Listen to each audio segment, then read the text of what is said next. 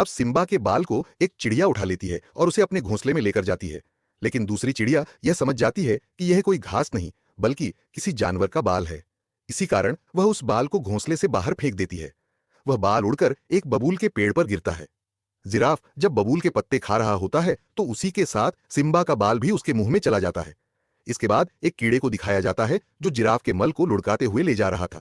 लेकिन जिराफ का मल रास्ते में टूट जाता है और उसमें से सिम्बा का बाल निकलकर उड़ता हुआ दूर चला जाता है। बाल उड़ते उड़ते एक जगह गिरता है जहां बहुत सारी चींटियां थीं।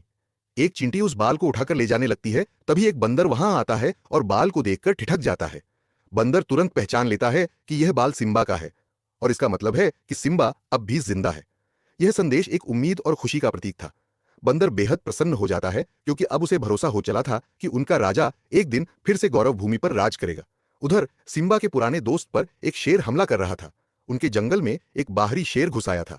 सिम्बा का दोस्त अपनी जान बचाकर भाग रहा था और अब वह शिकार बनने ही वाला था कि अचानक सिम्बा वहां पहुंचा और उस शेर को दबोच लिया। दोनों के बीच जबरदस्त टक्कर होती है। दोनों ही कम नहीं थे, लेकिन तभी वह दूसरा शेर सिम्बा को पकड़ लेता है। तभी सिम्बा उसे देखकर पुकारता है, नाला। दोनों एक दूसरे को पहचान लेते हैं। यह वही नाला थी, सिम्बा की बचपन की दोस्त। नाला सिम्बा को जिंदा देखकर फूली नहीं समाती।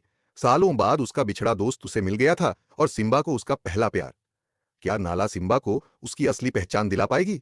क्या सिम्बा अब अपने भाग्य की ओर लौटेगा? जानिए आगे के भाग में।